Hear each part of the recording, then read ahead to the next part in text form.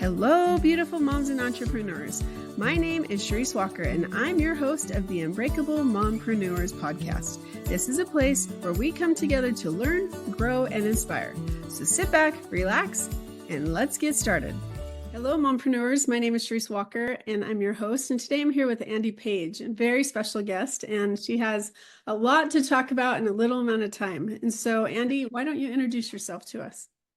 Yeah, hi. My name is Andy Paige. I currently play the role of Pearl, which is a shopping home network host on ABC General Hospital. Exciting. And you have been on several other shows as well, right? QVC. Yeah, I come from a reality background. Okay. So some of your listeners may know me from shows like Starting Over, 10 Years Younger, How Do I Look? I had my own show, Sense of Style. I've done hundreds of episodes of reality-based television, and I'm also a guest host on QVC. But this is my first acting job. Okay, that's fantastic. I'm definitely going to have to watch you. So let me ask you, what are some of the hottest beauty trends that are going on right now? Well, hottest beauty trends. There's actually a real trend in having products be multi-use. Mm-hmm. So, for example, one of the reasons why I have the job as Pearl on General Hospital is, again, I am a home shopping host, and I bring those deception products. For those listeners who've been watching General Hospital for years, Deception Cosmetics is actually a storyline that's existed for about 20 years, and it's run by these powerful women. And they have been developing red light therapy and serums and potions and things for years. And one of the things that they are bringing to life for sale and for the fans is an all-in-one. So if you can imagine something for lips, cheeks, and eyes. And so that is a huge trend in beauty, is things easier and creating, life, bringing life to the face in an easy way. For the past, decade, people have kind of been drowning in products. We've had highlighters and contours and serums and primers and setters. And there's just been so many products involved in putting your face together that a lot of people have kind of pushed away from that. So now we want our products to do tricks. And so the eyes, lips, and cheeks is a great way to kind of bring color and life and vibrancy to your face with one product instead of having to use 3 or more. I love that. And it wasn't until I think probably a year ago where I now tell people I've gone blind, deaf, and bald. And like not even like we won't even talk about the face, right? Because I'm turning 50 in a couple of weeks and I'm like, oh my gosh, like, wow, I got to figure this out, right? And so when you talk about this product, how can we get it? Where do we find it? What is it? Well, so Deception Beauty, again, has been a part of the storyline for a long time. And the fans have had the benefit of watching a lot of these products develop within the show. Like the Deceptor red light therapy wand, it went from, a thought to, watching, patents being applied for, to watching the actual development and packaging and, perfecting. So in watching General Hospital and specifically the Deception Beauty storyline, the fans have really been able to see a lot of these things come to life. But now you can find all of these products and more at shophomeandheart.com. So Home and Heart is the fictitious shopping network within General Hospital, and Shop Home and Heart is where all of the products that are brought to Home and Heart are available for basic consumers. Wow. And how do you play into that? Are you the owner of it or? No, okay. Not at all. So I am, the producers, I'm lucky enough to have worked with hundreds of producers over my lifespan and working in television. And the producers of General Hospital actually saw on LinkedIn that I was a guest host on QVC. And this role requires a home shopping expertise. And so I am not a part of it other than being the spokesperson for shophomeandheart.com. And so everything that is licensed and ready to basically deliver to the fans comes to Home and Heart within the show, and then is moved to Shop Home and Heart, which is where I will pitch and show everybody how to use products and all that stuff. That's fantastic.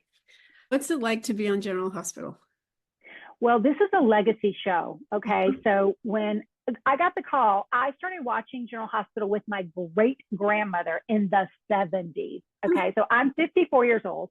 Mm-hmm. And when I was like, my first question was, that show's still on the air? And Right. then my second question was, are you kidding me? Mhm. Yeah, I absolutely want to do that. So it is, I mean, my co-host on the show is Morgan Fairchild, Wow. the Morgan Fairchild, right? So, I mean, just Wednesday, I did a scene with her and I'm like looking her in the eye and I'm like literally shaking in my boots. I cannot even believe my life sometimes. But it is amazing. It is the longest running television show in history. There's still over 2 million to 3 million people who watch it every single day. And some of the fans have been watching for all 61 years. I just went to a fan event in Memphis this past weekend, and I met all of the mega fans who are so involved in the show and who have been looking for Deception Beauty to become a real thing. And anyway, it is amazing. It's pinched me all over again. I can't believe that I watched this show as a child, and now I am the latest cast member. It's amazing. That is amazing, because I remember, I mean, kindergarten, my mom I'd come home, and even Guiding Light. Do you remember that show? Of course. Yeah, absolutely. So it's crazy to think that it's been around as long as it is. And yeah, you're right, to be on that show with Morgan Fairchild. And I couldn't even imagine that. So that's really cool. It's incredible, you know, but we are watching the show in very different ways. People can stream it now. They can get it on their phone. And that's one of the reasons why this marketing, you know, experiment is so important. You know, when it was pitched to me, they said, you know, what if you could have bought Fonzie's jacket?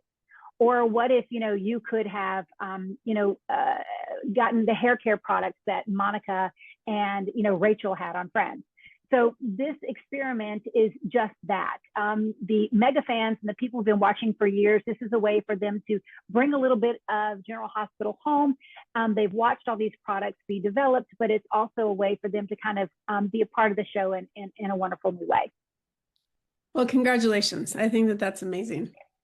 So I actually want to go because of a conversation I had with my daughter yesterday. She called me and she's like, Mom, I'm having imposter syndrome. And I won't get into that story, but my question to you is going to be probably totally off the cuff, but because you're gorgeous, right? And you've been on TV, and well, you are, and you've been on TV, you're very accomplished.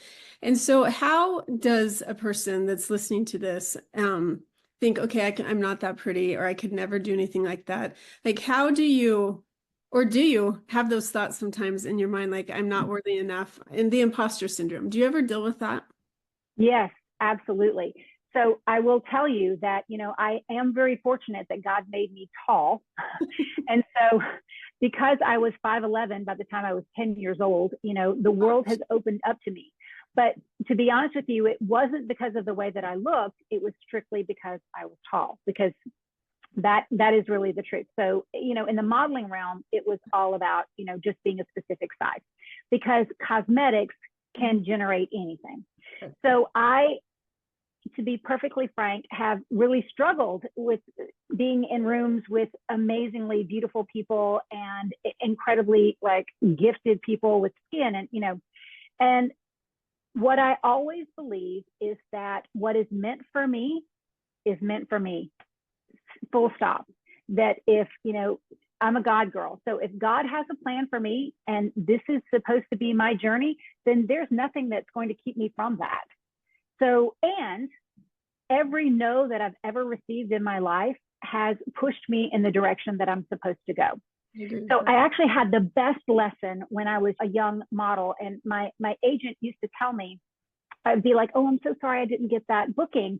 And they'd be like, no, don't be ridiculous. The average model works about 10% of the jobs that they're sent on. So every no is just your step closer to your yes. So no's are not a bad thing. No's just mean that you are getting closer to your yes. So that rewired my brain at a really young age to just accept the fact that a no just means that I'm closer to what is supposed to be for me. And so I'm always grateful for the opportunity. I always say thank you. And I just have the firm belief that even if I am not the most beautiful, if I am not the most anything, what I can control is that I can be the most nice and I can be the most kind, so that when people remember me, they remember that I'm there to make a situation better and not worse. And the natural jobs that are meant for me, or the natural anything that is meant for me, will naturally come. That is fantastic advice. And I love that. I had somebody that I once taught with, he had a son that wanted to go into the music industry. So he went to LA to try to break out, and he called his dad after he like gave his CD. This is the time where, you had CDs. And he's like, I went and dropped him off and everyone told me no. I'm gonna quit. I can't do this. And his dad's like, how many times have you gone and pitched it? He's like, I don't know, 3. He goes, okay, that is not enough. Give me a break. He goes, how many no's do you have to get until you finally decide to give up? He's like, I don't know, 50. And he goes, okay, I don't want to hear from you until you get your 50 no's.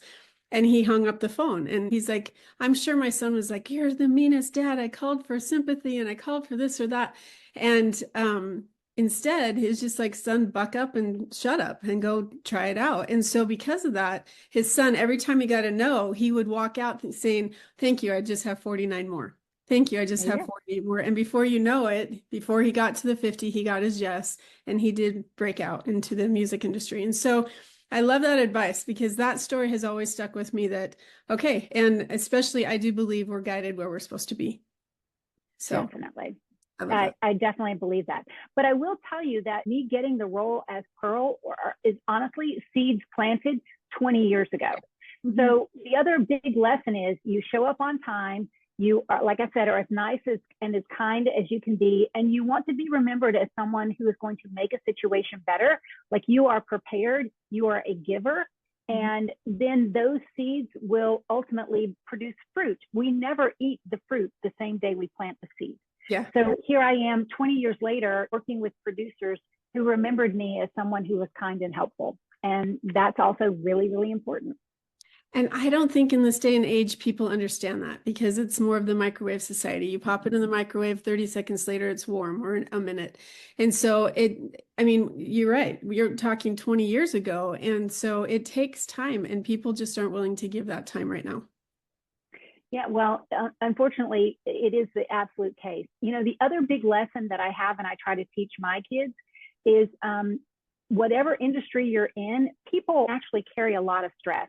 Right. So you want to follow up with a thank you in some way, whether it's an actual handwritten thank you, a text, however you were communicating with them, you need to follow up with a thank you. And I'm grateful for your time. I'm really grateful for the opportunity. I can see that you work so hard. I know this is a stressful, whatever it is, you want to have the person who's making a choice on your behalf feel seen. And the more that you can help that person feel seen, the more that those doors and windows will continue to open for you. Fantastic advice. I love it. Okay, so let's get back to fashion. We're going into winter. Yeah. Sometimes you think of it, you keep looking outside and you're like, it's going to come, it's going to come. So what are the fashion, like the biggest things that we should know about for this year? Well, there are a few things. Color, I'm sure you probably know the big colors for fall are wines and army green, and it's kind of a push away from black. There's a lot of brown. We're not really doing kind of the Barbie pink. Everything is a bit more of a muted blush tone. But the big color right now is definitely wines and burgundies or ox blood. That's a big thing as far as color is concerned. And then suede. In seasons past, we've talked a lot about leather. Leather's been huge, but this year's really about suede and kind of a buttery feel. The other big thing is taller boots.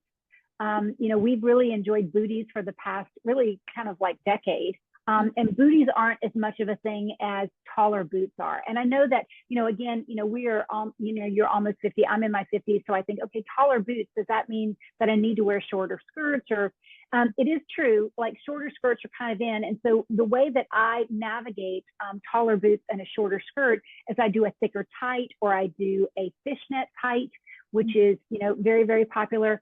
You're going to see some plaids are definitely back. And the other thing that continues to regenerate season after season is leopard. I mean, my great grandmother wore leopard, my grandmother, my mother, I wear leopard, my kids wear leopard. I mean, leopard is but rich leopard, not too small, but a larger printed leopard is something that has been around forever. We're seeing a lot more gold than we are silver in details, buckles, kind of all of that. There is a wonderful trend for a ballet Mary Jane, so like a ballet flat with Mary Jane straps on it, which is very comfortable, and I love that. But those are probably the biggest trends that I think that people can naturally pick up on. I actually love to think about color because I have a very colorful wardrobe. I always keep color in my wardrobe because I do a lot of television. And to me, it's one of the easiest ways to look modern and updated, is just with your tops and your accessories. So, think about browns instead of blacks, and adding pops of color. That's great.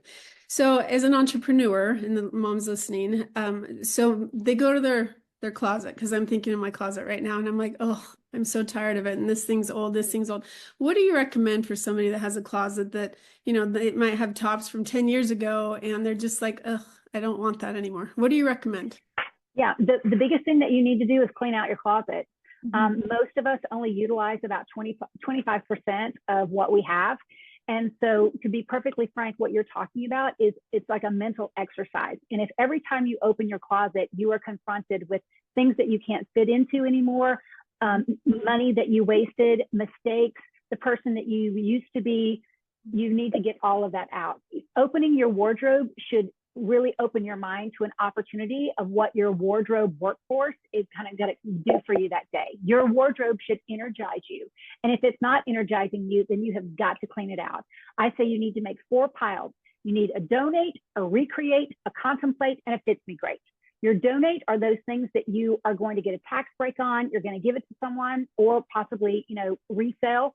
Your recreate are those things that just need a small adjustment, whether it's a hem or a nip or a tuck, to make it something that you feel great in.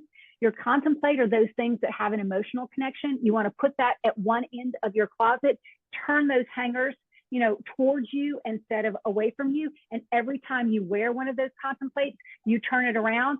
After a year or two, if you see that you've got a whole collection of items that with the hanger that is turned towards you, then you know it's okay to get rid of that. Okay. And then your fits me great should be the only thing that's in your wardrobe. Those things that empower you, that make you feel great, that really is like your superhero cape that you put on, and you're going to look great in, you're going to feel confident, you're going to be able to look people in the eye, show up feeling fabulous. That should be what's in your wardrobe. Oh my gosh, you just motivated me, because I have to go to appointments later today, and I'm like, oh, no, I'm going to go do that. That's fantastic. And I do think that it does matter, because if you feel self-conscious, or if you feel uncomfortable when you're in front of a client, then something's wrong, because they're going to look at you a different way as well. If you walk in feeling beautiful and wonderful, then you have more confidence. And so they're going to believe in you as well. That's good. It radiates. It absolutely radiates. So I always say, if you are uncomfortable with how you look, you do not linger longer in conversation. You do not look people in the eye. You do not stay engaged. You are self-conscious. So the minute that you can recognize that this is a way that you can literally build yourself up every day, and your clothes matter, then you will start to look at how you get dressed every day in a different way. This is a way for you to reinforce yourself. And so your clothes definitely matter. I love that. And it's so true. First impression, and you can never make a first impression on the second time. So that's really good advice. Okay. So the next question I have is, let's talk about moms. You're a mom of 3, right? Yeah. So what advice would you give a new mom who she's pregnant for the first time, and you're sitting on a park bench and she comes and sits next to you and you're having this conversation? What advice, with all the gamut, because your kids are older now, right? What advice would you give them, or her?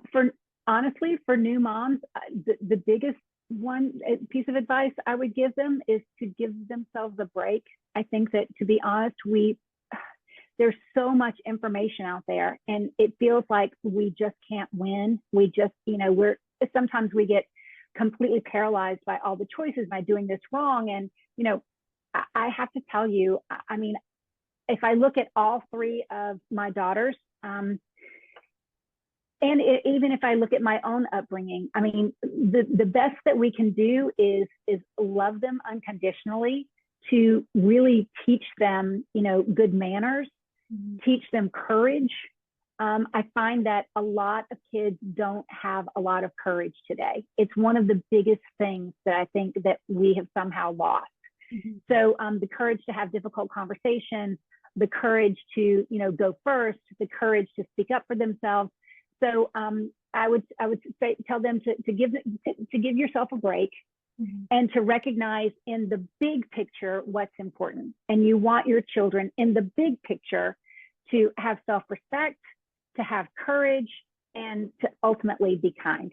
And I think if you can, in the overarching, kind of manage all of that, then you're doing a great job. And that's important. And then to remember that kids have their own agency and they can choose what they want. Because adult kids, it's tough, isn't it? You're like, I wouldn't do that. They said, I don't care. I'm going to anyway.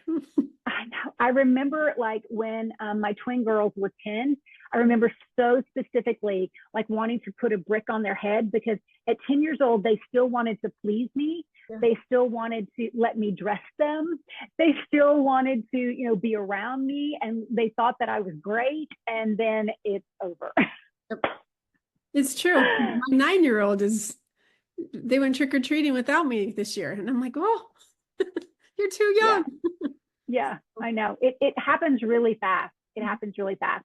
But they do have agency. Give yourself a break, but just think about the big picture. Like, what are the most important lessons that I can, impact this little brain with, that's going to help them have a really good, beneficial, successful, happy life. And I think courage and kindness are probably underrated. It's definitely, I see so many kids who do not have courage. I mean, ghosting wasn't a thing. That's all about courage, right? Yeah. Dating, like we dated when we were growing up. They don't date now because they have no courage to ask each other out. Yeah. Conversation, there's no courage there.